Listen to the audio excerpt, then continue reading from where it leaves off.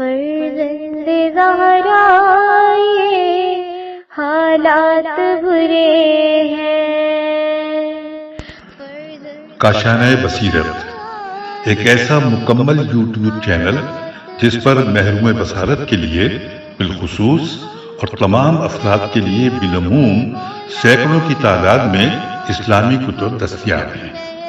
لہذا گزارش ہے کہ آپ اپنی ذمہ داری نبھاتے ہوئے کاشانۂ بصیرت کو سبسکرائب کرنے کے ساتھ ساتھ بیل آئیکن کو پریس کیجیے تاکہ آپ علم کے حصول کے ساتھ ساتھ مذہب اہل بیت کی اشاعت میں بھی اہم کردار ادا کرتے رہیں۔ کاشانۂ بصیرت، کاشانۂ بصیرت، کاشانۂ بصیرت۔ فرزند زہرا یہ حالات برے ہیں۔ بسم اللہ الرحمن الرحیم۔ معزز سامعین اکرام، السلام علیکم۔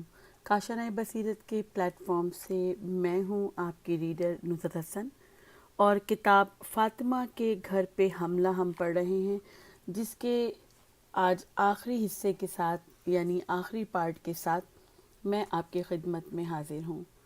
آئیے مطالعے کا باقاعدہ آغاز کرتے ہیں صفحہ نمبر 143 سے۔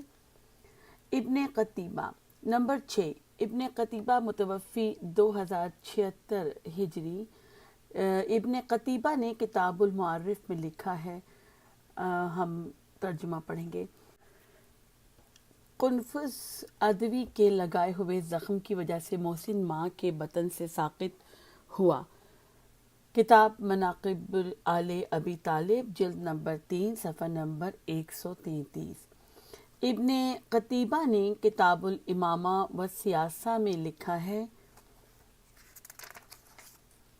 حضرت ابو بکر کو پتہ چلا کہ جن افراد نے اس کی بیعت نہیں کی وہ حضرت علی کے پاس موجود ہیں، لہٰذا حضرت ابو بکر نے حضرت عمر کو ان افراد کی طرف بھیجا۔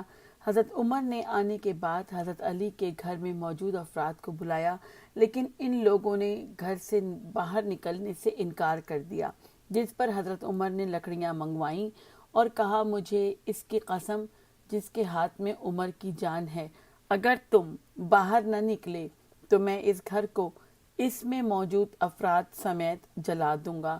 حضرت عمر کی یہ بات سننے کے بعد کسی نے اس سے کہا، اے حفصہ کے باپ، اس گھر میں تو فاطمہ سلام اللہ علیہا بھی ہیں۔ تو حضرت عمر نے کہا، اگر ہے تو مجھے اس کی پرواہ نہیں۔ کتاب الامامہ و سیاسہ، جلد نمبر 1، صفحہ نمبر 13۔ حضرت امیر المومنین علی ابن ابی طالب علیہ السلام کی بیعت کے بارے میں لکھتے ہوئے ابن قتیبہ لکھتے ہیں، ترجمہ۔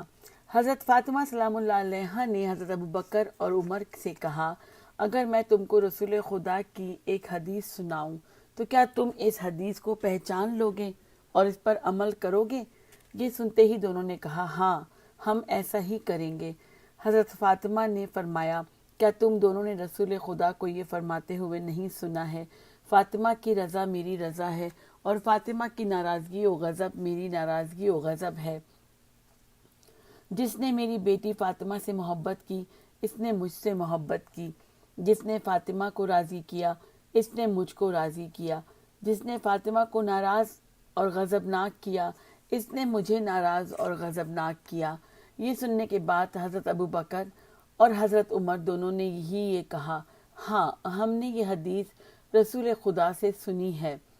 پھر حضرت فاطمہ نے فرمایا، میں اللہ اور خدا کے فرشتوں کو گواہ بنا کر کہتی ہوں، تم دونوں نے مجھے ناراض و غضبناک کیا اور مجھے راضی نہیں کیا۔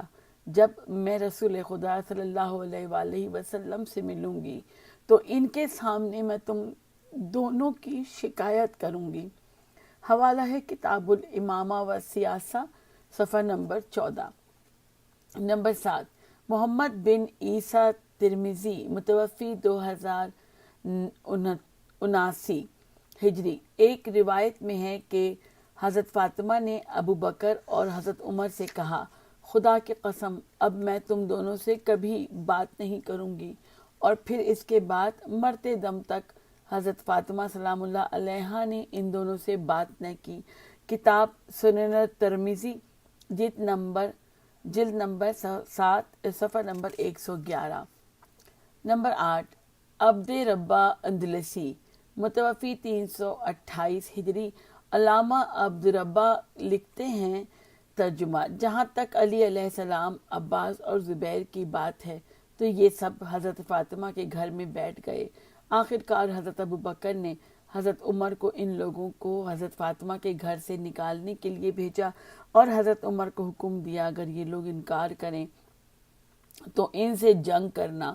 لہٰذا حضرت عمر ان لوگوں کو گھر سمیت جلانے کے لیے آگ لے کر پہنچ گئے، جہاں حضرت فاطمہ نے اس کا سامنا کیا اور اس سے کہا، اے خطاب کے بیٹے، کیا تو ہمارا گھر جلانے آیا ہے؟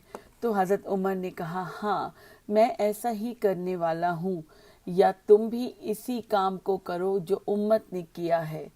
کتاب العقد الفرید جلد نمبر 5 صفحہ نمبر 13۔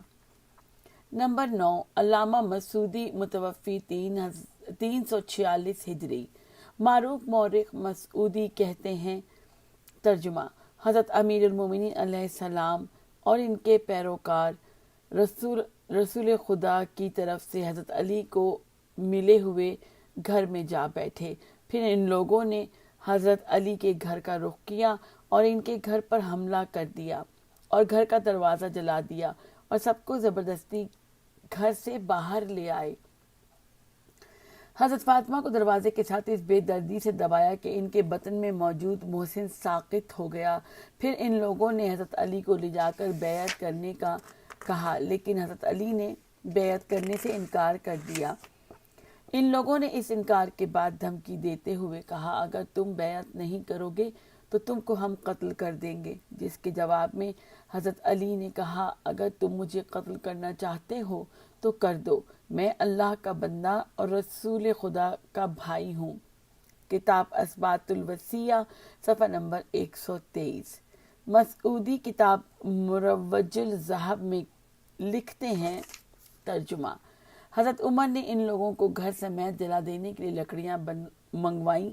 کتاب آل نہج میں مذکور ہے کہ عروہ بن زبیر اپنے بھائی عبداللہ بن زبیر کے بنی ہاشم کو شیب میں بند کر کے ان کو زندہ جلانے کے لیے وہاں لکڑیاں جمع کرنے کے صحیح اور جائز ہونے کی دلیل پیش کیا کرتا تھا، اور اس کام کے صحیح اور جائز ہونے کی دلیل کے طور پر کہا کرتا تھا کہ حضرت عمر نے بھی تو حضرت ابوبکر کی بیعت سے انکار کرنے والوں کو گھر سمیت جلانے کے لیے لکڑیاں جمع کی تھیں۔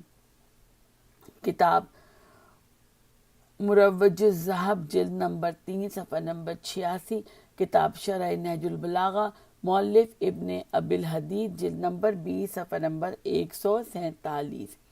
علامہ مسعودی ایک دوسری جگہ لکھتے ہیں ترجمہ، حضرت ابوبکر اپنی وفات سے 15 دن پہلے بیمار ہو گئے تھے، اور جب ان کا انتقال کا وقت قریب آیا تو حضرت ابوبکر نے کہا، مجھے جتنا افسوس اپنے کیے ہوئے 3 کاموں پر ہے اتنا کسی اور پر نہیں، اور کاش میں ان 3 کاموں کو سر انجام نہ دیتا۔ کاش کہ میں فاطمہ کے گھر میں گھس کر تلاشی نہ لی ہوتی، کاش میں نے فاطمہ کے گھر میں گھس کر تلاشی نہ لی ہوتی۔ اس کے بعد حضرت ابوبکر نے بہت سی باتیں کی۔ کتاب مروج الذہب جلد نمبر 2 صفحہ نمبر 308 کا حوالہ دیا گیا ہے۔ نمبر 10، ابن ابی دارم متوفی 352 ہجری۔ ابن ابی دارم کا کہنا ہے کہ حضرت عمر نے حضرت فاطمہ کو لاتوں سے اتنا مارا کہ محسن ساقط ہو گیا۔ کتاب میزان الاعتدال جلد نمبر 1 صفحہ نمبر 139۔ نمبر 11، ابو الحسن مطلی متوفی 377 ہجری۔ ترجمہ، حضرت ابوبکر نے حضرت فاطمہ کے پاس سے گزرتے وقت ان کے پیٹ میں لات ماری، جس کی وجہ سے ان کا حمل ساقط ہو گیا، اور یہی ان کی بیماری اور وفات کا سبب تھا، اور حضرت ابوبکر ہی نے حضرت فاطمہ سلام اللہ علیہا کے باغ فدق کو بھی غصب کیا تھا۔ کتاب التنبیہ والرد صفحہ نمبر 25 سے لے کے 26 تک۔ نمبر 12، مقاتل بن عطیہ متوفی 505 ہجری۔ مقاتل کہتے ہیں، ترجمہ: حضرت ابو بکر نے ڈرا دھمکا کر تلوار اور طاقت کے ذریعے لوگوں سے اپنی بیعت لینے کے بعد حضرت عمر اور قنفذ کو ایک گروہ کے ہمراہ حضرت علی اور حضرت فاطمہ کے گھر بھیجا، اور پھر جب حضرت عمر نے فاطمہ کے گھر پر لکڑیاں رکھ کر گھر کو آگ لگا دی۔ حضرت عمر اور اس کے ساتھیوں کو روکنے کے لیے جب حضرت فاطمہ سلام اللہ علیہا دروازے کے پیچھے آئیں تو حضرت عمر نے دروازے کو زوردار دھکے سے کھولا، جس کی وجہ سے حضرت فاطمہ جلتے ہوئے دروازے اور دیوار کے درمیان آ گئیں۔ پھر حضرت عمر نے دروازے کو اس زور سے دبایا کہ فاطمہ زہرا کے بطن میں موجود بچہ ساقط ہو گیا اور دروازے کا ایک کیل ان کے سینے میں پیوست ہو گیا۔ اس کے بعد وہ آخری دم تک بیمار رہیں۔ کتاب الخلافہ والامامہ، صفحہ نمبر 505۔ نمبر 13، زمخشری، متوفی 538 ہجری۔ ایک روایت میں مذکور ہے کہ حضرت فاطمہ سلام اللہ علیہا نے اپنے بابا کے دنیا سے جانے کے بعد ایک دن حضرت کو مخاطب کر کے یہ اشعار پڑھے۔ میں ترجمہ پڑھتی ہوں۔ آپ کے دنیا سے جانے کے بعد کی بہت سی المناک خبریں اور مصیبتیں ہیں۔ اگر آپ ان مصائب کو دیکھتے تو اس امت سے مزید بات ہی نہ کرتے۔ ہمارا آپ سے جدا ہو جانا زمین سے بارش کے ختم ہو جانے کی طرح ہے۔ آپ کی امت منحرف ہو گئی ہے، لہذا آپ اس کے شاہد و گواہ بن جائیں اور اسے فراموش نہ کریں۔ کتاب الفائق، جلد نمبر 4، صفحہ نمبر 116۔ النہایہ، مؤلف ابن اسیر، جلد نمبر 8، صفحہ نمبر 277۔ تاج العروس، جلد نمبر 3، صفحہ نمبر 654۔ نمبر 14، ابن ابی الحدید معتزلی، متوفی 656 ہجری۔ ابن ابی الحدید یہ معتزلی اپنے استاد سے نقل کرتے ہوئے کہتے ہیں کہ جناب زینب کے پیٹ میں موجود بچہ ساقط پیدا ہوا تو رسول خدا حضرت محمد صلی اللہ علیہ وآلہ وسلم نے حبار کا خون مباح قرار دے دیا کیونکہ حبار نے زینب کو خوفزدہ کیا تھا، جس کی وجہ سے ان کا بچہ ساقط ہو گیا تھا۔ اگر رسول خدا محمد صلی اللہ علیہ وآلہ وسلم اس دن موجود ہوتے جس دن ان لوگوں نے حضرت فاطمہ سلام اللہ علیہا کو خوفزدہ کیا اور ان کا بچہ ساقط ہو گیا تو رسول خدا یہ کام کرنے والوں کا قتل بھی مباح قرار دے دیتے۔ کتاب شرح نہج البلاغہ، جلد نمبر 14، صفحہ نمبر 192۔ نمبر 15، ہمویونی، یہ ہے میم واو چھوٹی یہ نون اور پھر یہ ہے، ہمونی ہے یا ہموینی، متوفی 730 ہجری۔ ہموینی اپنی کتاب فرائد السمتین میں ابن عباس سے نقل کرتے ہوئے لکھتے ہیں، ترجمہ: ایک دن رسول خدا بیٹھے ہوئے تھے کہ ان کے پاس امام حسن تشریف لائے، اور جب رسول خدا نے انہیں دیکھا تو رونا شروع کر دیا۔ فرمایا، میرے بیٹے میرے پاس آ جا۔ اور پھر جب امام حسن علیہ السلام کے پاس آئے، رسول خدا کے پاس آئے تو حضرت نے انہیں اپنے دائیں زانو پر بٹھایا۔ اس کے بعد امام حسین تشریف لائے تو رسول خدا انہیں دیکھ کر بھی گریہ کرنے لگے اور فرمایا، میرے بیٹے میرے پاس آ جاؤ۔ جب امام حسین حضرت کے پاس آئے تو حضرت نے انہیں اپنے بائیں زانو پہ بٹھایا۔ اس کے بعد حضرت فاطمہ وہاں تشریف لائیں۔ جب رسول خدا نے اپنی بیٹی حضرت فاطمہ کو دیکھا تو رونا شروع کر دیا۔ پھر فرمایا، میری بیٹی فاطمہ میرے پاس آ جاؤ۔ جب حضرت فاطمہ حضرت کے پاس آئیں تو حضرت نے انہیں اپنے سامنے بیٹھنے کا حکم دیا۔ پھر اس کے بعد وہاں حضرت امیر المومنین علی ابن ابی طالب تشریف لائے تو حضرت نے انہیں دیکھ کر بھی گریہ کرنے لگے۔ پھر فرمایا، میرے بھائی میرے پاس آ جاؤ۔ جب حضرت علی علیہ السلام قریب آئے تو رسول خدا صلی اللہ علیہ وآلہ وسلم نے انہیں اپنے ساتھ پہلو میں بٹھایا۔ یہ سب دیکھ کر بعض اصحاب نے رسول خدا سے کہا، اے اللہ کے رسول، آپ نے ان میں سے جس کو بھی دیکھا اسے دیکھنے کے بعد رونا شروع کر دیا، کیا آپ ان کے بارے میں کسی مشکل کا مشاہدہ کر رہے ہیں؟ رسول خدا صلی اللہ علیہ وآلہ وسلم نے فرمایا، مجھے ذات کی قسم جس نے مجھے اپنا نبی بنا کر بھیجا اور مجھے تمام مخلوق سے افضل قرار دیا، میں اور یہ افراد علی، فاطمہ، حسن اور حسین خدا کے نزدیک ساری مخلوق میں سب سے زیادہ افضل و اکرم ہیں، اور یہی افراد پوری زمین کے جانداروں سے بڑھ کر مجھے پیارے ہیں۔ جہاں تک علی ابن ابی طالب کی بات ہے تو اس کے بعد حضرت صلی اللہ علیہ وآلہ وسلم نے حضرت علی کے فضائل و مناقب اور حالات بیان کیے۔ پھر رسول خدا نے فرمایا، جہاں تک میری بیٹی فاطمہ کا تعلق ہے تو یہ اولین و آخرین میں موجود تمام عورتوں کی ملکہ ہے، یہ میرے جگر کا ٹکڑا ہے۔ اس کے بعد حضرت صلی اللہ علیہ وآلہ وسلم نے حضرت فاطمہ کے فضائل و مناقب بیان کیے اور پھر فرمایا، جب میں نے فاطمہ کو دیکھا تو مجھے وہ مصائب یاد آ گئے جو میرے دنیا سے جانے کے بعد اس پہ ڈھائے جائیں گے۔ گویا کہ میں دیکھ رہا ہوں کمینے ترین لوگ اس کے گھر میں داخل ہو گئے ہیں، اس کے احترام کو پامال کر دیا گیا ہے، اس کے حق کو غصب کر لیا گیا ہے، اسے اس کی میراث سے محروم کر دیا گیا ہے، اس کی پسلی کو توڑ دیا گیا ہے، اس کے پیٹ میں موجود بچے کو شہید کر دیا گیا ہے۔ اے اللہ، فاطمہ پر ظلم کرنے والوں پر لعنت کر۔ اے اللہ، فاطمہ کا حق غصب کرنے والوں کو عذاب دے۔ اے اللہ، اس کی بے احترامی کرنے والوں کو ذلیل و رسوا کر، اس کے پہلو پر مار کر اس کے بچے کو قتل کرنے والے کو ہمیشہ جہنم میں رکھنا۔ جب حضرت رسول خدا نے حضرت فاطمہ پر ظلم کرنے والوں کے لیے یہ بد دعا کی تو ملائکہ نے آمین کہا۔ کتاب فرائد السبتین، جلد نمبر 2، صفحہ نمبر 34 سے 35 تک۔ نمبر 16، ابو الفدا متوفی 732 ہجری۔ کتاب المختصر فی اخبار البشر میں ابو الفدا نے بھی لکھا ہے ترجمہ۔ پھر حضرت ابو بکر نے حضرت عمر ابن خطاب کو حضرت علی اور ان کے ساتھیوں کو حضرت فاطمہ کے گھر سے باہر نکالنے کے لیے بھیجا اور کہا کہ اگر یہ لوگ باہر آنے سے انکار کریں تو تم ان سے جنگ کرنا۔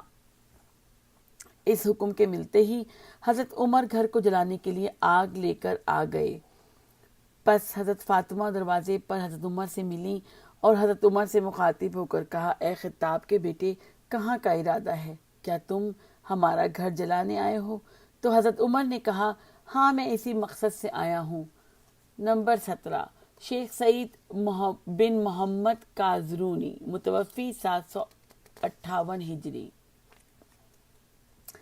سن 650 ہجری میں وفات پانے والے معروف عالم سغانی حنفی کی کتاب مشارق الانوار النبویہ کی شرح کے طور پر شیخ سعید کازرونی نے ایک کتاب لکھی ہے کہ جس کا نام مطالع الانوار المصطفیہ ہے۔ اس کتاب میں کازرونی نے کتاب کے راویوں کا ذکر حروف تہجی کے حساب سے ترتیب کے ساتھ کیا ہے اور ہر راوی کے بارے میں تھوڑا بہت لکھا ہے۔ حرف فا کے تحت مندرج ناموں میں اس نے حضرت فاطمہ سلام اللہ علیہا کا بھی ذکر کیا ہے اور لکھا ہے کہ حضرت فاطمہ بنت رسول خدا صلی اللہ علیہ وآلہ وسلم کا حق تو یہ تھا کہ ان کا ذکر بالکل پہلے ناموں میں کیا جاتا، لیکن کتاب کی ترتیب کی وجہ سے ان کا نام یہاں لکھا گیا ہے۔ شیخ کارزونی حضرت فاطمہ سلام اللہ علیہا کی اولاد کے بارے میں لکھتے ہیں ترجمہ۔ حضرت فاطمہ سلام اللہ علیہا کے بطن سے حضرت علی علیہ السلام کے 3 بیٹے پیدا ہوئے کہ جو امام حسن، امام حسین اور جناب محسن ہیں۔ کہا جاتا ہے کہ حضرت عمر نے دروازے کو حضرت فاطمہ کے پیٹ پر اتنی زور سے مارا کہ جناب محسن شہید ہو کر ساقط ہو گئے، اور یہ واقعہ اس وقت پیش آیا جب حضرت عمر بیعت دینے کے لیے حضرت علی کو گرفتار کر کے حضرت ابو بکر کے پاس لے جانے کے لیے آئے تھے۔ نمبر 18، صلاح الدین صفدی شافعی، متوفی 764 ہجری۔ صلاح الدین صفدی لکھتے ہیں، بیعت والے دن حضرت عمر نے حضرت فاطمہ سلام اللہ علیہا کے پیٹ پہ اتنی زور سے مارا کہ جس کی وجہ سے جناب محسن ان کے بطن سے ساقط ہو گئے۔ کتاب الوافی بالوفیات، جلد نمبر 5 صفحہ نمبر 247۔ نمبر 19، جمال الدین یوسف مقدسی، متوفی 909 ہجری۔ جمال الدین یوسف مقدسی کتاب شجرۃ النبویہ فی النسب خیر البریہ میں لکھتے ہیں، ترجمہ: صحیح یہ ہے کہ جناب محسن علیہ السلام حضرت فاطمہ سلام اللہ علیہا کے بطن سے ساقط ہوئے تھے۔ کتاب الشجرۃ النبویہ فی نسب خیر البریہ، صفحہ نمبر 60۔ نمبر 20، مورخ الفارسی المعروف سبہر، مورخ الفارسی سبہر کی کتاب نواسخ التاریخ میں لکھا ہے، ترجمہ: مذکور یہ ہے کہ جناب محسن، جن کا نام خود رسول خدا صلی اللہ علیہ وآلہ وسلم نے رکھا تھا، حضرت فاطمہ کے بطن میں شہید ہونے کے بعد ساقط ہو گئے تھے، کیونکہ قنفذ، مغیرہ بن شعبہ اور ان دونوں کے ساتھیوں نے حضرت فاطمہ کو مار مار کر ان کے پیٹ میں موجود بچہ گرا دیا۔ کتاب نواسخ التاریخ باب حضرت فاطمہ، صفحہ نمبر 60۔ نمبر 21، محمد بن محمد رفیع ملک الکتاب، کتاب ریاض الانصاب کے مطابق 13ویں صدی ہجری سے تعلق رکھنے والے محمد بن محمد رفیع ملک الکتاب کا کہنا ہے، ترجمہ: حضرت امیر المومنین علیہ السلام کا ایک اور بیٹا بھی تھا کہ جو حمل کی مدت پوری ہونے سے پہلے ہی حضرت فاطمہ سلام اللہ علیہا کے بطن سے ساقط ہو گیا، اور حمل کے ضائع ہونے کا سبب یہ ہے کہ قنفذ نے حضرت فاطمہ سلام اللہ علیہا کو مارا پیٹا تھا اور دروازے کے پیچھے انہیں پوری شدت سے دھکا دیا تھا۔ کتاب ریاض الانصاب، صفحہ نمبر 78۔ خاتمہ: ہم نے حضرت فاطمہ کے گھر پر حملے اور گھر کو آگ لگائے جانے کے بارے میں شیعہ سنی کتب سے نقل کر کے روایات کی خاصی تعداد کو اس کتاب کا حصہ بنایا ہے، جن سے یہ بات واضح ہو جاتی ہے کہ حضرت فاطمہ کے گھر پہ حملہ کر کے ان کے گھر کو آگ لگائی گئی اور ان کے پیٹ میں موجود بچے کو شہید کیا گیا۔ اہل سنت کے بعض علماء نے اس حادثے کی تفصیلات اور فاطمہ پر ظلم کرنے اور انہیں تشدد کا نشانہ بنا کر جناب محسن علیہ السلام کو شہید کرنے والے کو چھپانے کے لیے کہا ہے کہ یہ سارا کام قنفذ نے کیا تھا، اور بعض اس سانحے کی ذمہ داری چند نامعلوم اور مجہول افراد پر ڈالتے ہیں۔ بہرحال متعصب و جانبدار قسم کے افراد چاہے کتنا ہی اس حادثے کی تفصیلات کو چھپائیں، ہر عاقل اور ہر غیر جانبدار شخص اس کتاب میں مذکور روایات کو پڑھ کر یہ جان سکتا ہے کہ اس سانحے کی ذمہ داری حکومت وقت، حاکم وقت اور اس کے قریبی ساتھیوں پر ہے۔ ہم نے اس مختصر سی کتاب میں حضرت فاطمہ سلام اللہ علیہا کی مظلومیت کو اجاگر کرنے کے لیے صرف ایک سانحہ اور مظلومیت کے فقط ایک پہلو کے بارے میں موجود سینکڑوں روایات میں سے چند روایات قارئین کی خدمت میں پیش کی ہیں۔ اپنے آپ کو مسلمان کہنے والوں کے ہاتھوں حضرت فاطمہ سلام اللہ علیہا کے حقوق کو غصب کرنے، فدک چھیننے، میراث سے محروم کرنے اور مختلف طرح سے ان کی بے احترامی کرنے کے بعد بے شمار واقعات اہل سنت اور شیعہ امامیہ کی کتابوں میں درج ہیں۔ ہم ان سب واقعات کو اس مختصر کتاب میں لکھ تو نہیں سکتے، البتہ ہم آخر میں اتنا ضرور کہیں گے: الحمدللہ رب العالمین وصلی اللہ علی محمد وآلہ مظلومین لعنت اللہ علی من اسس اساس الظلم والجور علی آل محمد، اللہم صلی علی محمد وآل محمد وعجل فرجہم۔ آئیے کتاب کی فہرست کو پڑھتے ہیں، جس کو ترتیب کے حساب سے کتاب کے آخر میں رکھا گیا ہے۔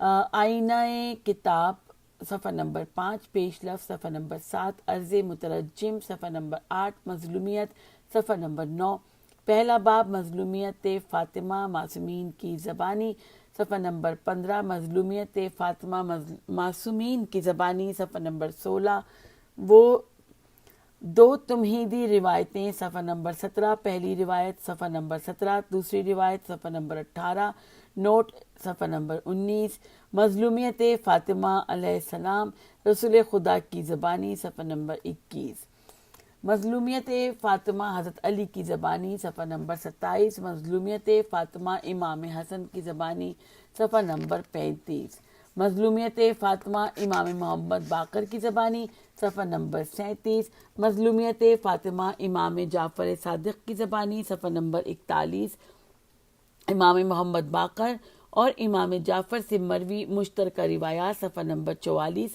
مظلومیت فاطمہ امام موسیٰ کاظم کی زبانی صفحہ نمبر 48، مظلومیت فاطمہ امام رضا کی زبانی صفحہ نمبر 55، مظلومیت فاطمہ امام محمد تقی کی زبانی صفحہ نمبر 57، مظلومیت فاطمہ امام حسن عسکری کی زبانی صفحہ نمبر 59، دوسرا باب شیعہ علماء کی زبانی حضرت فاطمہ کی مظلومیت صفحہ نمبر 61، مظلومیت فاطمہ شیعہ علماء کی زبانی صفحہ نمبر 62، سید مرتضیٰ علم الہدا صفحہ نمبر 63، شیخ طوسی صفحہ نمبر 67، ابو صلاح حلبی صفحہ نمبر 72، شیخ عبد الجلیل قزوینی صفحہ نمبر 73، یحییٰ بن محمد علوی بصری صفحہ نمبر 78، سید ابن طاؤس صفحہ نمبر 80، شیخ نصیر الدین طوسی صفحہ نمبر 86، علامہ ہلی صفحہ نمبر 88، شیخ مقداد سیوری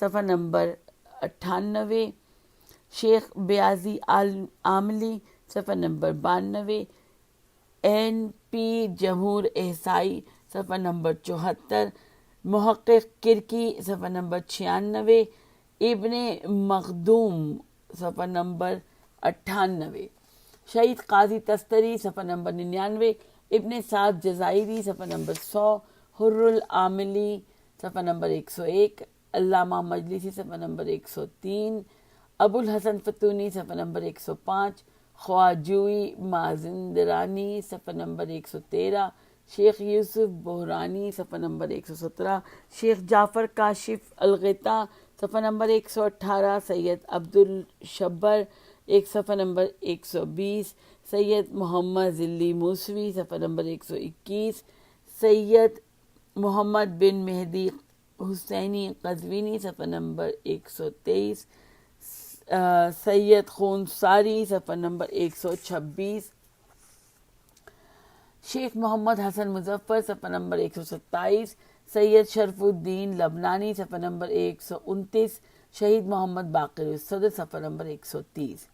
تیسرا باب سنی علماء کی زبانی حضرت فاطمہ کی مظلومیت صفحہ نمبر 133، نصرہ بن مزاحم صفحہ نمبر 134، علامہ بلازری صفحہ نمبر 136، ابراہیم بن سید النظام صفحہ نمبر 137، ابن شیبہ صفحہ نمبر 138، امام بخاری صفحہ نمبر 140، ابن قتیبہ صفحہ نمبر 143، محمد بن عیسیٰ ترمذی صفحہ نمبر 147، عبدالربہ اندلسی صفحہ نمبر 148، علامہ مسعودی صفحہ نمبر 150، ابن ابی دارم صفحہ نمبر 154، ابو الحسن مطلی صفحہ نمبر 155، مقاتل بن عطیہ صفحہ نمبر 156، زمخشری صفحہ نمبر 158، ابن ابی الحدید معتزلی صفحہ نمبر 159، ہموینی صفحہ نمبر 160، ابو الفدا صفحہ نمبر 164، شیخ سعید بن محمد کازرونی